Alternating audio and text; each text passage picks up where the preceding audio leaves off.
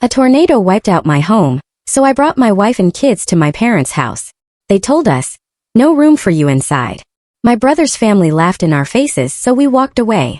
A millionaire appeared and knelt before me. I was stunned, realizing it was him.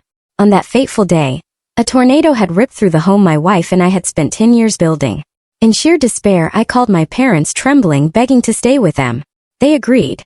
But when I arrived with my wife and children, the door slammed shut. "Your brother's here," my mother declared coldly.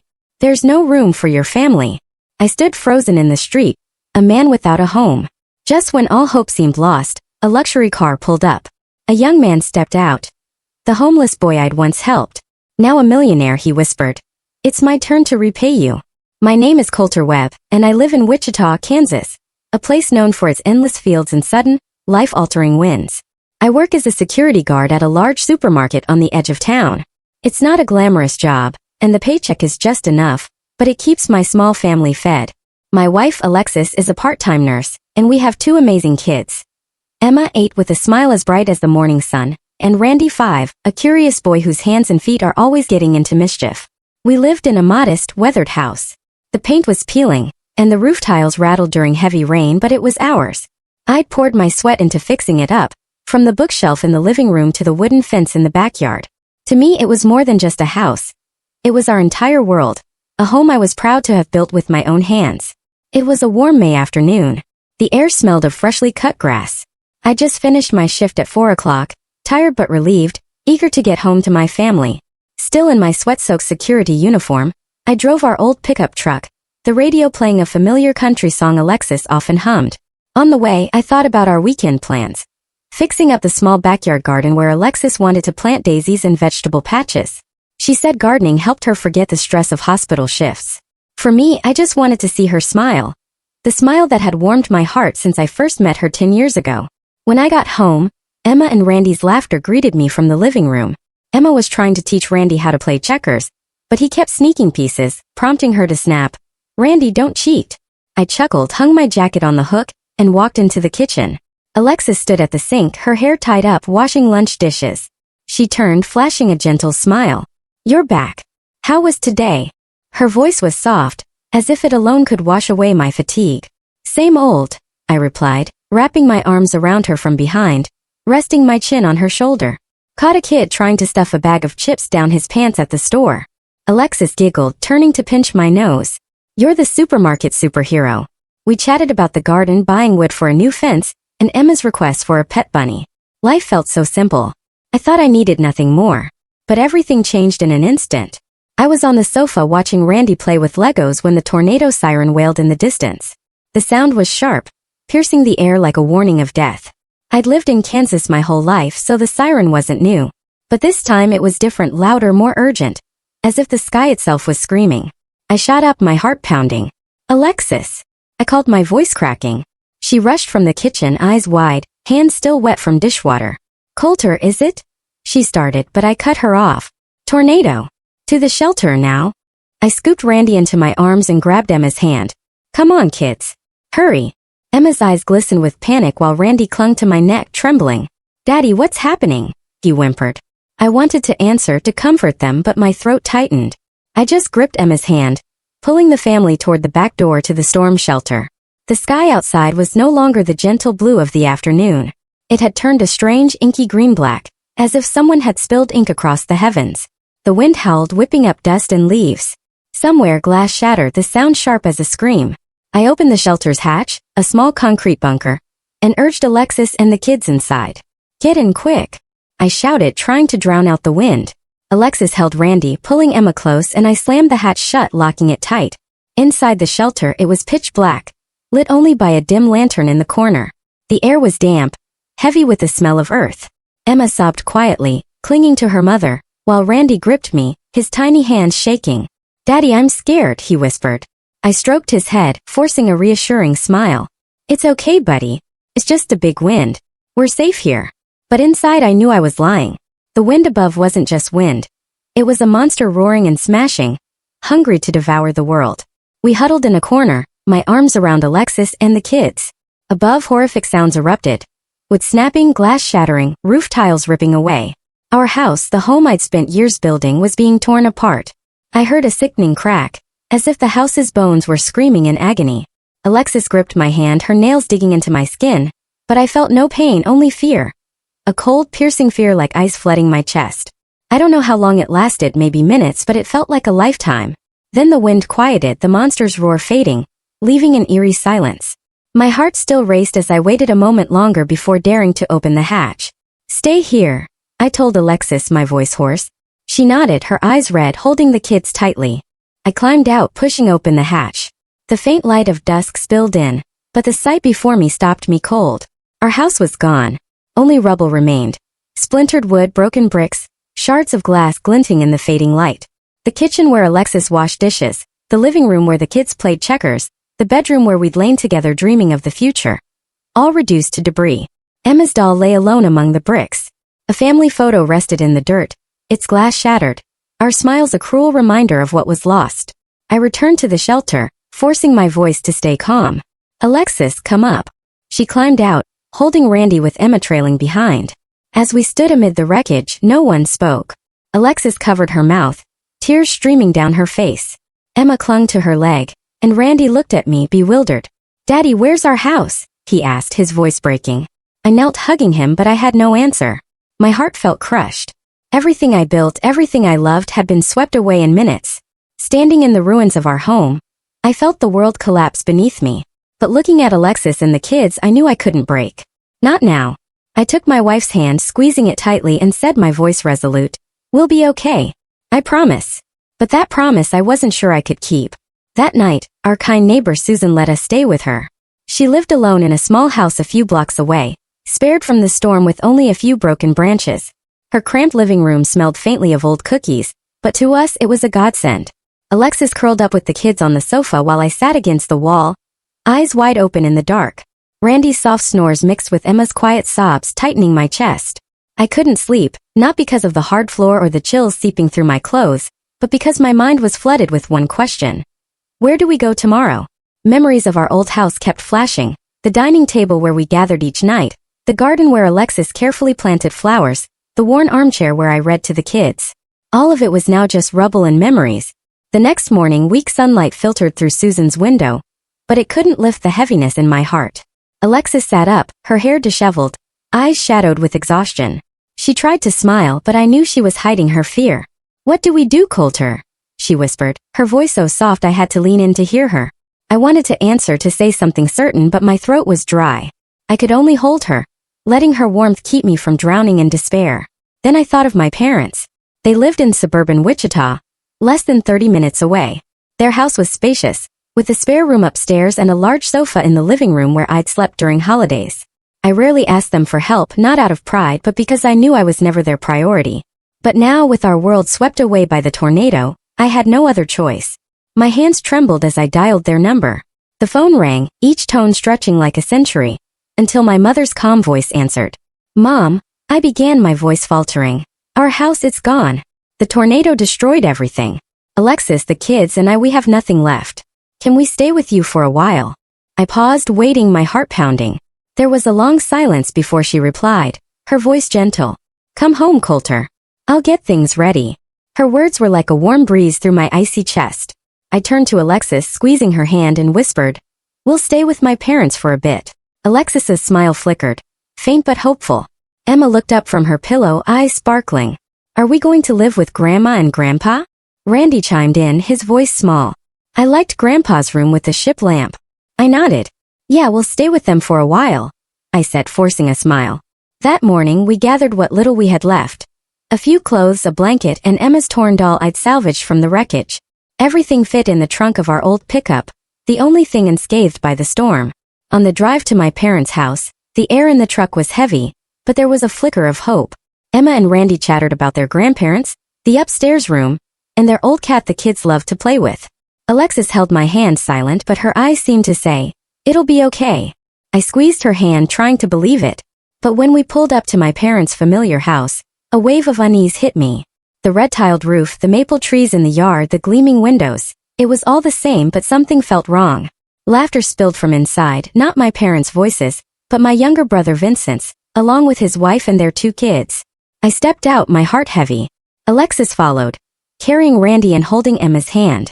As we reached the door, my parents came out, their faces showing discomfort instead of the joy I'd hoped for. "Coulter," my mother said, her voice hesitant. "I'm so sorry, but Vincent and his family just came to visit. The house is full. You'll have to find somewhere else to stay for now." I froze, unable to believe my ears. Through the door I saw the spacious living room, the sofa empty. Vincent was inside, laughing carelessly with his wife, oblivious to our situation. I took a deep breath, trying to keep my voice steady. "Mom, we could sleep on the sofa, or just a corner of the living room. We don't need much, just a place to get through this." I was almost begging, my voice trembling, hoping for a shred of compassion. But she shook her head, her eyes avoiding mine. "Coulter, you know how it is. The house is crowded. Vincent and his family need space. I can't let the kids be cramped. Find somewhere else. It's just temporary." "But Mom," I stammered, fighting to stay calm, "we have nowhere else to go. Our house, it's gone." She looked at me, her expression pitying but firm. "I know, but Vincent got here first and his family's bigger. I can't kick them out. You understand, right?"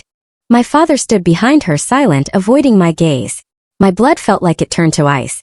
Alexis bowed her head, gripping Emma's shoulder, hiding her pain. Emma looked at me, confused. "Daddy, don't Grandma and Grandpa want us?" Randy tugged at my shirt, his voice shaky. "I want to sleep in Grandpa's room." I knelt, hugging them, but words failed me. Memories of my childhood flooded back. Times when Vincent was favored, defended, while I was pushed aside, deemed unimportant. "When I broke my arm," Dad said, "You're a boy. A little pain's nothing." When I asked for book money, Mom said, "Vincent needs new basketball shoes. Wait your turn." Old wounds, long thought healed, bled again. I swallowed hard, stood, and forced my voice to stay calm. "I understand," I said, but I didn't understand at all. I only knew my own parents had rejected us when we had nowhere else to go. I turned, leading Alexis and the kids back to the truck. Alexis wiped her tears silently. Emma and Randy clung to my hands, their eyes tearing at my heart. As I started the engine, its roar couldn't drown out the cold void in my chest. The fragile hope I'd clung to was snuffed out, leaving a wound deeper than the tornado's destruction. I drove away from my parents' house, my eyes avoiding the rearview mirror where the familiar house faded into the distance. Alexis sat beside me, silent, her hands clasped tightly in her lap. Emma and Randy were in the back, no longer chattering as they had on the way there. Randy clutched Emma's torn doll, staring out the window, while Emma leaned against her mother, her small shoulders trembling slightly. I wanted to speak, to comfort them, but words dissolved, leaving only a heavy silence. I just kept driving, no destination in mind, desperate to escape the sting of being rejected by my own flesh and blood. In the end, I took us to an emergency shelter set up by the Red Cross at the local high school, the only place I could think of after my parents turned us away. As we stepped into the school's gymnasium, a chaotic scene unfolded. Hundreds of people crowded the vast but stifling space, sprawled on thin air mattresses draped in worn blankets. The air was thick with the smell of damp mold, sweat, and canned food. Children's cries, the groans of the elderly in pain or exhaustion, and the ceaseless arguments of adults filled the room. I gripped Alexis's hand, guiding her and the kids through the crowd to find a small corner to settle in. We were given a few thin blankets and a mattress near a cold concrete wall. No partitions, no privacy, just the weary, desperate gazes of strangers. Alexis spread the blankets, trying to make a spot for Emma and Randy. "Sleep, kids," she whispered, her voice gentle but trembling. Emma shook her head, clutching her torn doll, eyes red. "It's too noisy, Mommy. I'm scared." Randy clung to me, his voice tiny. "Daddy, when can we go home?" I knelt, hugging him, but his question stabbed at my heart. "Soon," I said, though I had no idea when soon would be. The days in the shelter were a series of trials. Each morning we lined up for food: dry bread, canned beans, and a small bottle of water. Once, a burly man, face red with anger, lunged to snatch a can of beans from a woman's hands. "That's mine," he bellowed. I was nearby, and seeing her frightened eyes, I stepped in, keeping my voice calm. "Hey, easy. There's enough for everyone." He glared at me, eyes wild, but muttered something and walked off. Alexis pulled me back, whispering, "Don't get involved, Coulter. You don't need to play hero." The conflicts didn't stop there. One afternoon, Emma screamed when another kid grabbed her torn doll. The boy's parents jumped into a shouting match with Alexis, their voices drowning out Emma's cries. "He was just playing. Why make a big deal?" the mother yelled, pointing at Alexis's face. I rushed over, pulling Emma behind me, trying to defuse things. "It's just kids. Let's give her doll back. They tossed it to the ground with hostile glares that chilled me, then walked away. Emma picked it up, hugging it tightly, tears streaming down her face. That night, I caught someone rummaging through our bag, trying to steal our last bottle of water. I grabbed his wrist, my voice low and firm. Put it back. He flinched, mumbled an apology and slipped into the shadows. Alexis looked at me, her eyes worried. Coulter, you have to be careful. It's not safe here. I nodded, but inside I felt helpless. I thought I could protect my family, but in this chaos I felt like nothing. Each night, as Alexis and the kids fell into uneasy sleep, I sat awake keeping watch. The cries, arguments, and wind whistling through the gymnasium's cracks blended into a symphony of despair. In the darkness, old memories resurfaced, sharp and painful. I remembered childhood evenings when Mom made Vincent's favorite potato soup, while I got the leftovers.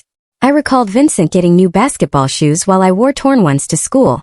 I remembered Dad's indifferent look when I shared my dream of becoming an engineer, saying, Vincent's the one with the future. Those memories, long buried, resurfaced. My parents' rejection wasn't the first time they turned their backs on me, but it was the most painful. They chose Vincent as always, leaving my family stranded when we needed them most. I looked at Alexis holding Emma and Randy close, her hair disheveled, her face gaunt, but still as beautiful as the day we met. I thought of my promise. We'll be okay. But in this shelter among strangers and chaos, I didn't know how to keep it. I could only hold my family, trying to shield them from the invisible storm still tearing at my heart. The days in the shelter stretched on endlessly. Each morning, I woke with an aching back from the thin air mattress, the cries of children and arguments of adults echoing in my head. Alexis tried to keep the kids' spirits up, telling them stories, singing lullabies she used to sing when Emma was a baby. I caught the mounting worry in her eyes as if she wanted to ask, "What's next for us?" Emma grew quieter, clutching her torn doll, while Randy clung to me, asking questions I couldn't answer. One morning after nearly a week in the crowded shelter, I decided to return to the ruins of our old house. I didn't know what I hoped to find. A keepsake, a piece of memory, or just a sense that I hadn't lost everything. Alexis wanted to come, but I told her to stay with the kids. "I'll be back soon," I said, kissing her forehead. She nodded, but her eyes seemed to hold me back, as if afraid I'd vanish into the rubble. I drove the old pickup to what used to be our home. The scene was still a nightmare. Splintered wood, shattered glass, and scattered belongings. I stepped through the debris, my boots sinking into dust and dirt. I found a photo frame our family pictured from Emma's 7th birthday.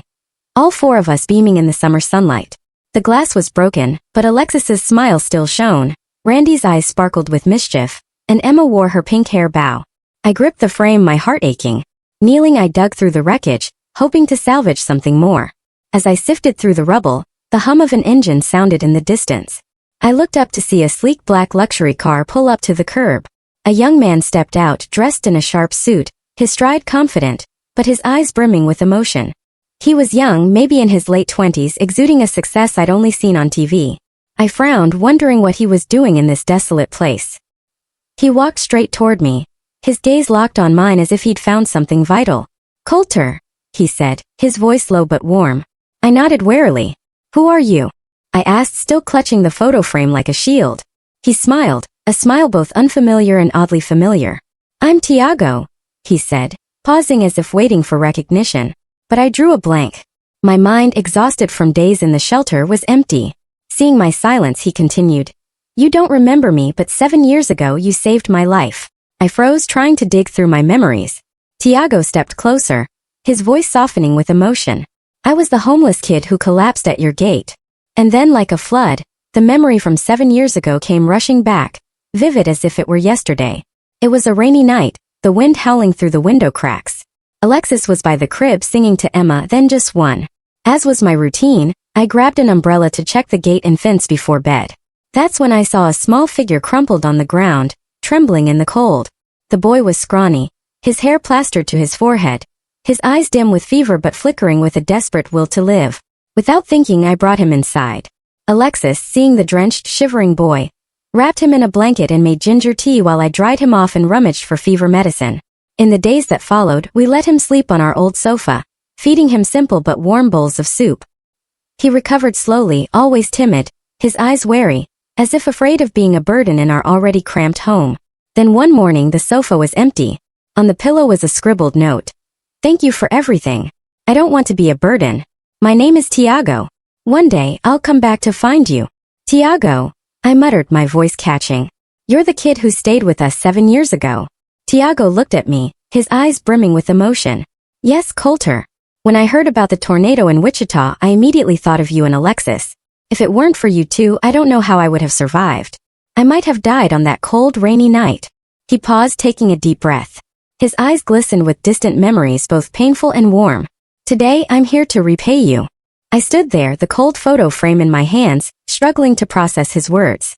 Tiago continued, his voice steady but resolute, as if determined to make me understand his journey. After I left your house, I wandered for a while. But your kindness gave me hope, Coulter. It was like a small flame, enough to keep me from giving up. Then one day, a family in Topeka took me in. They gave me a home, sent me to school. I studied like crazy, knowing it was my only shot to escape my past. I graduated college with a finance degree and started a business. Now I own a tech company worth millions, with offices in New York and San Francisco. I'm no longer that homeless kid, but I never forgot the night you found me at your gate when I thought I'd die from cold and fever. Tiago's words were like a warm breeze seeping through the cracks in my heart. I looked at him, a young man in an expensive suit standing amid the ruins of my life. Yet his eyes were the same as that scrawny boy's, full of longing and gratitude. I didn't know what to say. I only felt a small spark of light in the darkness of recent days. My parents had turned their backs. But here was someone who was once a stranger. A boy I helped out of simple compassion, now standing before me, bringing a world I never expected. Tiago wasn't blood, but in that moment, he felt more like family than anyone who had ever abandoned me. Tiago stepped closer, placing a hand on my shoulder, his voice warm but resolute. Coulter, you didn't just save me from dying that night. You and Alexis gave me something bigger, faith that life was still worth living, that there were still good people in this world. Without you, I wouldn't be standing here today with a company, with anything. He paused, his eyes shimmering as if reliving those hard days. I've reached heights I never dreamed of, achieved everything I once longed for. But it all started with Alexis's warm soup, that blanket, and your words. It'll be okay, kid. Now it's my turn to help you. His words were like a warm stream flowing through the cracks in my heart, soothing the chill of recent days. I wanted to respond, to say he didn't need to do anything, that I'd only done what anyone would. I wasn't used to being helped. My whole life had been a series of carrying the load myself. Long night shifts at the supermarket, months of saving every penny to fix the roof, sleepless nights holding Alexis when she worried about the kids' school fees. I'd always told myself I had to be strong, the pillar for my family. But now, standing before Tiago, I felt small, like a man sinking in a storm with nothing to hold on to. Tiago seemed to read the hesitation in my eyes. He smiled, a gentle but determined smile, as if prepared for any objection. Coulter, I'm not just here to say thank you. I want to help you and your family get back on your feet after this storm. For starters, I have a luxury apartment in one of my properties right in downtown Wichita. It's vacant, fully furnished, bedrooms, kitchen, everything your family needs. I want you, Alexis, and the kids to move in today. No rent, no worries. Consider it your home. I opened my mouth to protest, to say we couldn't accept, that his kindness was too vast, too much for me to ever repay. But Tiago raised a hand, his voice firmer. There's more, he continued. I know you're waiting on insurance, but that could take months, even years. I'll provide financial support to get your family through this. New clothes for the kids, essentials, anything to make them feel safe. I stood frozen, my mind reeling as if caught in another tornado. A luxury apartment, financial support. It felt like a dream, the kind that sparked both hope and fear. I looked at Tiago, searching his eyes for any hint of pity, but found none, just sincerity, a determination to repay what he felt he owed. I thought of the shelter, where Alexis hid her tears to keep the kids from being scared, where Emma clung to her torn doll like it was all she had left, where Randy asked me every night, Daddy, when will we have a new home? I thought of my promise to them. We'll be okay. Tiago, I finally said, my voice trembling as if it took all my strength to speak. You don't have to do this. You don't owe me anything. Back then, I just wanted to help a kid who needed it. I didn't expect repayment. I looked down, clutching the photo frame, feeling my pride holding me back from accepting this help. Tiago shook his head, his smile tinged with sadness. You don't get it, Coulter. Your kindness wasn't just a bowl of soup or a blanket. It was why I didn't give up. Why I believed I could make something of myself. You gave me a new start. Now let me do the same for you. He gripped my shoulder tighter, his eyes piercing into mine. Let me help like you helped me. Not out of pity, but because I see you as family. The word family from Tiago's lips hit like a blade. Not to wound, but to cut through the walls I'd built around myself. Family. The thing I thought I'd lost when my parents turned their backs, when our home was swept away by the tornado. But now, standing before Tiago, I realized family wasn't just blood.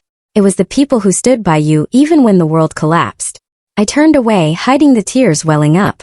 Inside, a battle raged between the pride of a man who'd always fended for himself and the exhaustion of a father and husband on the brink of despair. I thought of Alexis, Emma, and Randy enduring so much. And I thought of my promise, which I'd begun to fear I couldn't keep. Okay, I said, my voice trembling, almost a whisper. Thank you, Tiago. I don't know what to say. He smiled, patting my shoulder, his eyes brightening as if a weight had lifted. Don't thank me. This is just the first step. Come on. You need to get your family somewhere safer. They deserve better. And you, Coulter, you deserve a chance to start again. I nodded, feeling a heavy stone lift from my heart. I looked at Tiago, the boy I'd saved on a rainy night, now standing here bringing light to my darkest days. His offer wasn't just an apartment or money. It was a turning point, a chance to rebuild a home for Alexis and the kids. Not just from rubble, but from the kindness I'd once sown, never expecting it to bloom so brilliantly. We walked toward Tiago's sleek car, me still clutching the family photo, my heart heavy but flickering with hope. He opened the door, gesturing for me to get in. Let's go, Coulter, he said, his voice gentle but certain. Today's a new day. The car ride back to the shelter where Alexis and the kids waited felt heavy with anticipation. When Tiago parked in front of the gymnasium, I saw Alexis at the entrance, holding Randy in her arms, Emma standing beside her, clutching her torn doll. Alexis's eyes lit up with a mix of curiosity and concern. As I stepped out of the sleek luxury car, I knelt before the kids, forcing a smile. Kids, Daddy has something to tell you. I turned to Alexis, taking her hand, my voice trembling. Sweetheart, this is Tiago. He's the kid we helped 7 years ago. Now he wants to help us. Tiago stepped forward, smiling at Alexis. Alexis, do you remember me? The kid you made ginger tea for. Alexis froze. Then her face brightened, tears glistening. Tiago, is that really you? She whispered, hugging him like a long-lost relative. Emma and Randy looked at Tiago, curious but shy. I pulled them close, saying softly, Uncle Tiago is going to help us get a new home. A better place than this? Emma's eyes sparkled. Really, Daddy? A real house? Randy tugged my hand, his voice small. Will I have a room? I nodded, choking back emotion. Yes, buddy. Rooms for both of you.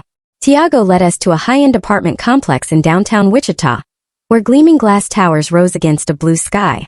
When he opened the door to a 10th-floor apartment, I could hardly believe my eyes. The space was bright and spacious, with pristine white walls, polished wood floors, and large windows overlooking the city skyline. The living room had a plush leather sofa.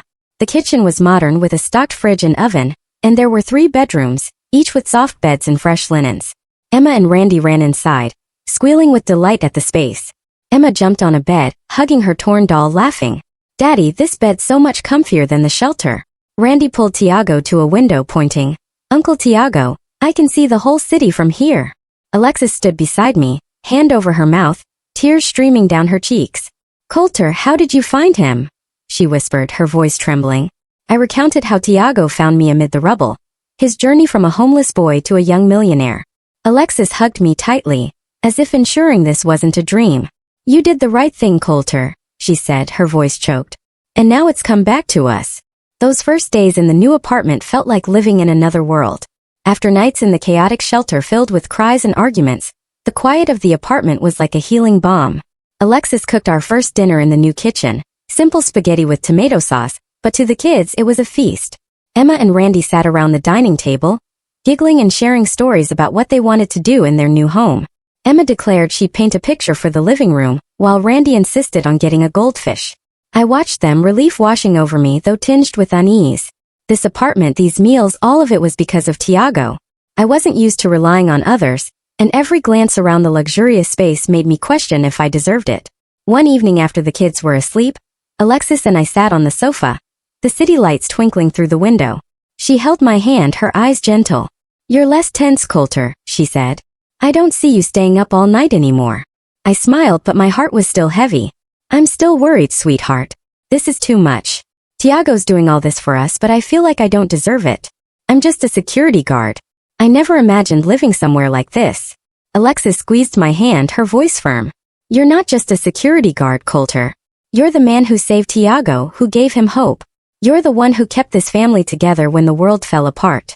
You deserve this, and so do the kids. Her words silenced me. I thought of the shelter, guarding our last bottle of water, our blankets, to protect my family. I thought of Emma's frightened eyes, Randy's question. When will we have a new home? Now they had a place to play, to sleep soundly, and their smiles were brighter than ever. Tiago visited that weekend, bringing a fruit basket and toys for the kids. Emma and Randy eagerly thanked him, dragging him to their room to show off a castle they built with pillows. I watched, my heart warmed but still uneasy. When the kids ran off to play, I pulled Tiago to the balcony, struggling for words. Tiago, I started, hesitating. I don't know how to thank you. This apartment, everything. It's too much. I'm not used to getting help like this. Tiago looked at me, his eyes as sincere as the day we reunited. Coulter, you saved me. Not just my life but my soul. You showed me I had worth even when I was a homeless kid. Now it's my turn to do that for you. He paused, smiling. Let's call it even, okay? I laughed, the first real laugh in days, feeling a weight lift. Even it is, I said, clapping his shoulder. In that moment I realized Tiago hadn't just given us a place to stay or security. He'd given us hope. Hope that my family could rise again, that I could keep my promise to Alexis and the kids. The apartment slowly became a true home, even if temporary. Emma started painting colorful pictures, hanging them on the walls. Randy found a corner for his Legos, building spaceships he dreamed of. Alexis sang lullabies again, her voice soft and steady, no longer trembling as it had in the shelter. One morning as I was brewing coffee in the bright kitchen, Tiago appeared with a radiant smile, holding a stack of documents. Coulter, he said, his voice brimming with excitement. Have you thought about what's next? I mean, beyond waiting for insurance or going back to the security job? His question caught me off guard. Truthfully, I hadn't dared to think that far. The days in the shelter had me focused solely on surviving each moment. And now, in this apartment, I was still adjusting to the feeling of temporary safety. Not yet, I replied, hesitating. I'll probably go back to being a security guard at the supermarket. I don't have many options. Tiago looked at me, his gaze sharp but not judgmental. Coulter, you have more options than you think. I want you to work with me in my company, not as a security guard, but in a real role in finance and investment. I believe you can do it. His offer hit me like a gust of wind, both startling and disorienting. Finance? Investment? I repeated, almost laughing at how far-fetched it sounded. Tiago, I'm just a supermarket security guard. I never went to college, never touched things like market analysis or asset management. I'd mess it up. But Tiago shook his head, his eyes unwavering. Coulter, you don't need a degree to succeed. You have something no school can teach. Hard work, honesty, and the ability to read people. I've heard you talk about handling tough situations in the shelter, protecting your family, staying calm when everything was chaos. Those are real skills. I'll teach you everything from the basics. Just say you'll try. I looked at him, searching for a reason to say no, but his sincerity stopped me. I thought of Alexis, sleepless nights worrying about money, of Emma and Randy deserving a better future. All right, I said, my voice trembling. I'll try, but if I screw up, don't blame me. Tiago laughed, clapping my shoulder. You won't screw up, Coulter. I trust you like you trusted me. My first day at Tiago's company felt like being a fish flung onto dry land. The office was in a towering glass building in downtown Wichita, filled with sharply dressed people talking about numbers and charts I couldn't comprehend. Tiago set me up in a small corner with a modest role, data analysis assistant. A title that sounded grand, but mainly involved entering numbers and reading reports. Take it slow, Coulter, he said. Learn step by step. I'm here. Those first weeks were a struggle. Terms like return on investment or risk analysis made my head spin. But true to his word, Tiago patiently guided me. Every afternoon after work he stayed late, explaining concepts in the simplest terms like teaching a child. Finance isn't magic, Coulter, he said. It's just managing money and opportunities. Slowly I started to get it. I learned to read market charts, analyze data for investment decisions. I discovered what Tiago called my practical intuition, a knack for spotting small details others missed, like how I used to catch shoplifters at the supermarket. During a meeting when the team debated investing in a startup, I hesitantly spoke up. They're advertising heavily, but their revenue numbers are shaky. I think we should be cautious. The room went quiet. Then Tiago nodded, his eyes gleaming. Good call, Coulter. Your instincts are spot on. After that, I was given more responsibilities, from analyzing reports to joining strategy meetings. For the first time, I felt like I was stepping into a new world. One of high-stakes meetings, big decisions, and numbers that could change lives. From a night shift security guard scraping by, I began to feel confident. I learned to wear a suit, though it felt awkward at first. I learned to talk to investors, even if my voice still trembled slightly. Tiago treated me not just as an employee but as a brother. He invited me to lunch, sharing stories of his early startup days, his fears, and his persistence. You can do this too, Coulter, he said. You just have to believe in yourself. The change didn't just affect me. It touched my family. Alexis noticed I came home smiling more, no longer weighed down by the tension of sleepless shelter nights. She felt secure enough to return to part-time nursing, knowing I had a new path. Emma and Randy transferred to a better school, thanks to Tiago's financial support. Emma raved about her new teacher and her art classes, while Randy told me about scoring his first goal on the school soccer team. Daddy, I'm going to be the best player, he declared, eyes shining. I hugged him, my heart swelling with a joy I hadn't felt since the tornado. Each night, sitting with Alexis on the sofa, I shared stories about work, what I was learning, how Tiago believed in me. You're changing, Coulter, she said, her hand in mine. I see you more confident, like you're finding a part of yourself you didn't know existed. I smiled, kissing her forehead. That's because of Tiago. Because of you and the kids. You're why I keep trying. Looking back, I realized this wasn't just about recovering from loss. It was a true turning point, a chance to not just survive, but to transform my life. From a security guard who kept his head down, I began dreaming of a bigger future. One where I could give Emma and Randy a life I never dared imagine. Tiago didn't just give me a job. He gave me a vision, a belief that I could achieve more than I ever thought possible. 4 years passed, and I climbed to a significant role in Tiago's finance company, managing major investment projects with a salary that allowed us to buy a spacious house in suburban Wichita. No longer a temporary refuge, our new home had a vibrant daisy garden lovingly tended by Alexis, a wide yard where Emma and Randy played, and a puppy named Sunny that the kids adored. My family thrived, happy, and for the first time I felt truly worthy of what we had. But one Saturday afternoon, as I was fixing the wooden fence in the backyard, the sound of a car engine came from the gate. I looked up, my heart stopping as I saw my parents step out of an old sedan, followed by my brother Vincent, his wife, and their 2 kids. For 4 years they had barely contacted me. Not a call. Not a text since the day they refused to shelter my family after the tornado. I wiped the sweat from my brow, trying to stay calm, but old memories surged like a wave. Alexis, watering plants in the garden, paused, her eyes flickering with worry as she recognized them. Coulter, she whispered. What are they doing here? I took a deep breath and walked to the gate. Mom, Dad, Vincent, I said, my voice even masking my emotions. My mother smiled, but it was too sweet, too foreign compared to what I remembered. Coulter, my dear, she exclaimed, opening her arms for a hug. Her embrace felt cold, more ritual than affection. Look at you. So successful.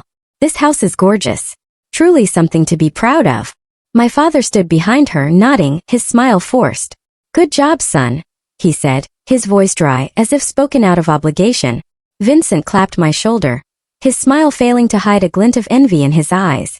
You're a real surprise, Coulter, he said, his tone tinged with sarcasm. Who would have thought you'd make it this far? I invited them inside, not out of desire, but because I didn't want Emma and Randy to see me argue with them. The kids ran out, curious about their grandparents and Uncle Vincent, but they weren't as chatty as they'd been 4 years ago. They sensed the distance, even if they didn't fully understand it. Alexis brewed tea and set out cookies, but the living room felt heavy, like everyone was acting in a play no one wanted to watch. My mother started with seemingly harmless questions. What do you do at that company, Coulter? I hear it's a big one, right? Good pay. She smiled, but her eyes studied me as if calculating my worth. My father asked about the house, property prices, investments. A place like this must cost a fortune, huh? He said, scanning the living room where our family photo hung proudly on the wall. Vincent was more blatant. He sat with his legs crossed, fingers tapping the table, asking questions laced with curiosity but heavy with intent. Your company must have some sweet deals, right? Ever think about sharing investment opportunities with family? He grinned, but his eyes were cold, as if appraising me, my life. I mean, family should stick together, help each other out, right? He added, his tone suggestive. Alexis sat beside me, squeezing my hand under the table, urging me to stay calm. But I didn't need to get angry. I was too familiar with their ways. How they turned me away when I needed them most, how they chose Vincent because he got there first. I listened, but inside everything was clear. They weren't here because they missed me or wanted to reconnect.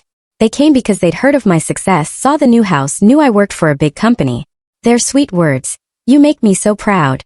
Family should be closer," were a veneer for their calculations.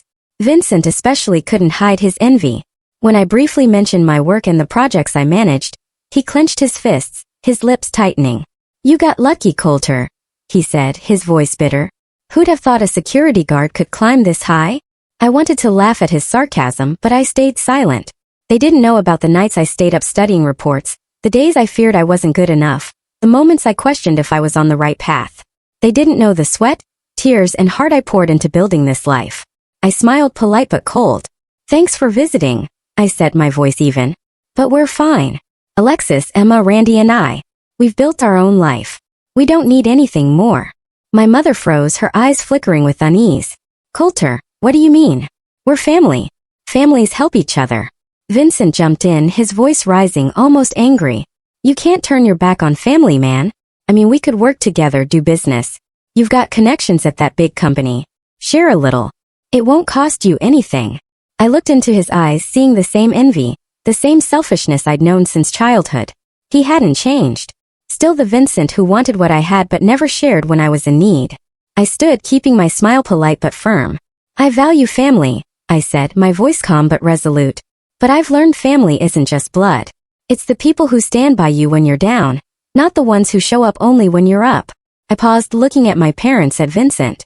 "For years ago, when my family lost everything, you chose to turn away. Now I've rebuilt my life, and I don't need people who only come for what they can gain." My father lowered his head, silent, as if knowing he had no right to speak. My mother stammered, searching for words. "Coulter, you're misunderstanding. We just wanted." But I raised a hand to stop her. "Thanks for coming. We have things to do." I walked them to the door, watching as they climbed into their car. Vincent turned back, his eyes bitter, but I didn't waver. As their car disappeared, I returned inside to find Alexis at the door, her eyes full of pride. "You did the right thing, Coulter," she said, hugging me. Emma and Randy ran over, clinging to my legs, and I knew I'd made the right choice. Standing in the home I built with my sweat and Tiago's kindness, I realized something. Those who abandoned me in my darkest hour didn't deserve a place in my new life. Tiago, Alexis, the kids, they were my true family, the ones who held my hand when I fell and helped me rise. I didn't need hollow sweet words or blood ties based on calculations. I had everything I needed right here in this home. After that visit from my parents and Vincent, they kept trying to reconnect. My mother called, her voice sweet, asking about Emma and Randy, but I could hear the caution, as if she was waiting for a chance to slip in a question about my job or money. Vincent sent texts suggesting we meet to talk about family, but I knew he was fishing for details about my investment projects. Once my mother even sent a long letter, claiming she and my father regretted what happened, wanting to reconcile and start over. But their apology came too late, too hollow. I didn't respond, not out of anger, but because I'd learned a harsh lesson. Family only matters when built on sincerity, not selfishness or calculation. I chose to protect my small family. Alexis, Emma, Randy, and even Tiago. They were the ones who stood by me when the world collapsed. I remembered that day in the shelter, Emma's confused eyes asking, "Daddy, don't Grandma and Grandpa want us?" I recalled the nights I stayed awake guarding our last bottle of water. And I thought of Tiago, the boy I saved on a rainy night, now a friend, a brother, who gave me a chance to transform my life. Those memories reminded me that family isn't a title. It's action. It's the people who hold your hand through the storm. One spring afternoon, I stood outside our new home, watching Emma and Randy play in the yard. Emma, now 12, was teaching Randy how to blow soap bubbles, their laughter echoing through Alexis's daisy garden. Sunny, our puppy, darted around their feet, barking each time a bubble popped. Alexis stepped out from the kitchen, carrying a tray of lemonade, her smile as radiant as the sunlight. "What are you doing out here admiring the view?" she teased, setting the tray on the wooden table. I pulled her close, kissing her forehead. "I'm admiring our family," I said, my voice warm. "And I think I'm the luckiest man alive." My heart felt at peace, as if old wounds had finally healed. This house, with Emma's paintings on the walls, Randy's Lego models, and Alexis's garden, was more than a place to live. It was proof of what I'd overcome, of Tiago's kindness, and of the love my family held through every storm. I thought of my parents, of Vincent, of the times they turned away. But those memories no longer hurt. They were just part of the past. A lesson to cherish those who truly mattered. Tiago visited that weekend as usual, bringing a new chess set for Randy and watercolors for Emma. He'd become an integral part of our lives, not just a savior, but a true friend, a brother. When the kids ran inside to play with their gifts, I pulled Tiago to the yard, talking like long-lost kin. You know, I said, my voice low, I still think about the day you found me in the rubble. I never imagined a small act from years ago would lead to all this. Tiago smiled, his eyes bright. Coulter, it wasn't a small act.